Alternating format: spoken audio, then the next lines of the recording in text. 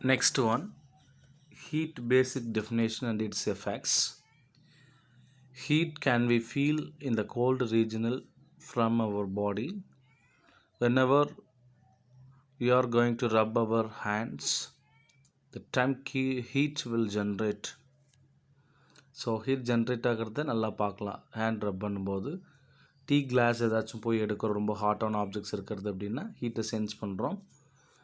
கூலாக இருக்கக்கூடிய ஒரு ஐஸ் க்யூபை டச் பண்ணும்போது கோல்ட்னஸை ஃபீல் பண்ணுறோம். அப்போ hotness or coldness is called as heat அப்படிங்கிற ஒரு விஷயத்தை தெரிஞ்சுக்கிறோம்.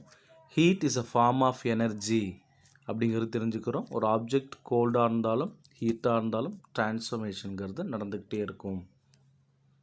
ஃப்ளோ ஆஃப் ஹீட் அப்படிங்கிறது higher medium to lower medium heat transferring கண்டிப்பாக நடந்துக்கிட்டே இருக்கும். சரியா? ஹீட் அப்படிங்கிறது ஒரு எனர்ஜின்னு சொல்லியாச்சு. Here the given one small activity.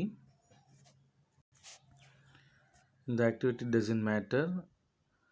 நான் இந்த பாயிண்ட்டுக்கு வந்துடுறேன். Next, the one person can easily to identify the unit of heat. S unit of heat is a joule, other unit is calories. So இது ஒரு இம்பார்ட்டண்டானது. 1 calorie அப்படிங்கிறது காமனாக என்ன அப்படிங்கிறதுக்கான ஒரு பேசிக் experiment they given. That value is 1 calorie is equal to 4.184 joule. Effect of heat அப்படின்னு பார்க்கும்போது காமனாக டிஃப்ரெண்ட் டைப்ஸ் ஆஃப் எஃபெக்ட்ஸ் அப்படிங்கிறது அப்பியர் ஆகுது. இப்போ ஒரு பீக்கரில் வாட்டர் சப்ஸ்டன்ஸ் வச்சுட்டு கீழே ஹீட் பண்ணுறோம். சம் எஃபெக்ட்ஸ் ஆஃப் ஹீட் அப்படிங்கிறது நிறைய இங்கே கொடுத்துருப்பாங்க. சேஞ்ச் இன் டெம்பரேச்சர் அப்படிங்கிறது ஃபஸ்ட்டு டைப் பார்க்குறோம்.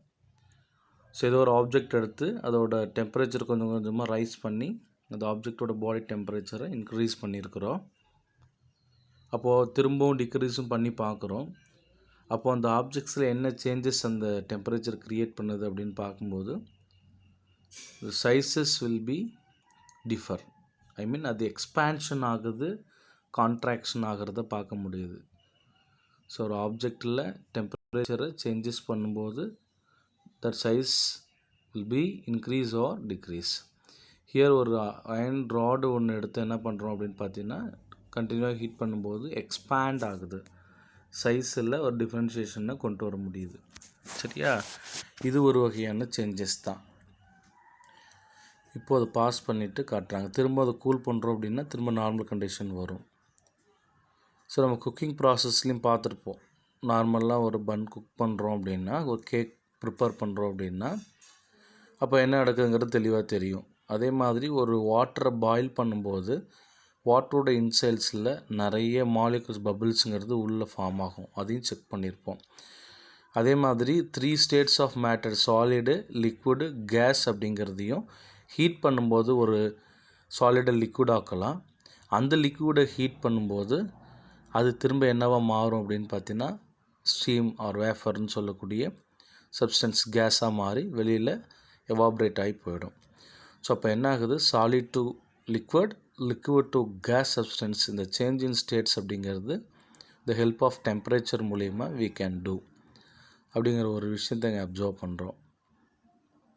ஸோ நெக்ஸ்ட்டு ஒன், திரும்பவும் இந்த ஒரு கண்டிஷனையும் மாற்றி மாற்றி என்ன பண்ணிக்கலாம்? சேஞ்ச் பண்ணிக்கலாம். சாலிடாக லிக்விடாக கேஸை திரும்ப வாட்டரை திரும்ப சாலிடாக ஒரு சைக்ளிக் பீரியட் மாதிரி மாற்றுறோம். மெல்ட்டிங், ஃப்ரீசிங், சால்டிஃபிகேஷன், ஃப்ரீசிங், இந்த மெத்தடாலஜி மூலயமா நம்ம செஞ்சுக்கலாம். Again I am showing that the methods: sublimation, solidification, vaporisation, condensation. இந்த 6 ஸ்டெப்ஸ் மட்டும் ரொம்ப இம்பார்ட்டன்ட் எப்படிங்கிறத 9th ப்ரீஃபாக படிப்போம். பேசிக்காக இது ஒரு கன்வர்ஷன் ப்ராசஸ். இது எல்லாமே ஒரு சைக்ளிக் பீரியடுங்கிறது தெரிஞ்சுக்கணும். ஸ்டேட்ஸ் மாற்றுறது தான் திரும்ப கொடுத்துருக்குறாங்க. Change in states. ஒரு ஐஸ் க்யூப் வாட்டராக கன்வெர்ட் ஆகுது ஹீட் பண்ணும்பொழுது, இல்லையா? இது மெல்ட்டிங் பாயிண்ட் அப்படின்னு அடுத்த ஒரு டாபிக் வருது. மெல்ட்டிங் பாயிண்ட் பற்றி ரொம்ப ப்ரீஃபான ஒரு இன்ஃபர்மேஷன்ஸை நீ எங்கே படிப்ப அப்படின்னு 9th படிப்பேன்.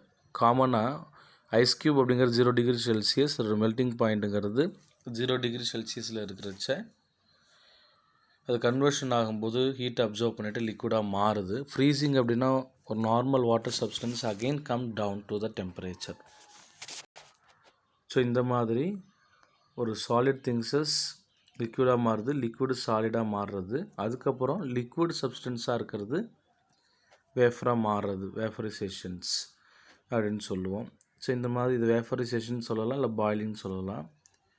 வெளியில் ஆவியாக இருக்கக்கூடிய ஒரு விஷயத்தை பிடிச்சி பீக்கரில் லாக் பண்ணி அதை வாட்டர் ட்ராப்லெட்டாக மாற்றுவோம். கேஸை வேஃபரை வாட்டராக மாற்றுற ப்ராசஸுக்கு பேர் கண்டென்சேஷன் பேர். சரியா? ஸோ இந்த ஸ்டெப்ஸ் எல்லாம் இங்கே அவைலபிலிட்டி சில விஷயங்களுக்கு கொடுத்துருக்காங்க. ப்ராக்டிக்கலாக சில விஷயங்களை அப்சர்வ் பண்ணிக்க முடியும். ஸோ இதெல்லாம் ஒரு ஈஸியான ஒரு விஷயந்தான். The some examples they given, naphthalene balls, இந்த மாதிரி நிறைய இருக்குது. சப்ளிமேஷன் ஆகட்டும், இந்த கண்டென்சேஷன் ஆகட்டும், ஒரு ப்ராசஸுக்கும் ரியல் டைம் எக்ஸாம்பிள்ஸுங்கிறது நிறைய சொல்லலாம். எவாப்ரேஷன்லேருந்து A to Z எல்லாத்தையும் சொல்லலாம். இது காமனாக இருக்கக்கூடிய ஒரு விஷயந்தான். புரியுதா? ஸோ ஒரே ஒரு விஷயம் தெரிஞ்சுக்கோ, எஃபெக்ட்ஸ் ஆஃப் ஹீட்டில் ஒரு ஸ்டேட்லேருந்து இன்னொரு ஸ்டேட்டாக மாற்ற முடியும். இதில் ஒரு 6 ப்ராசஸ் இருக்குது அப்படிங்கிறது மட்டும் உனக்கு தெரிஞ்சால் போதுமானது.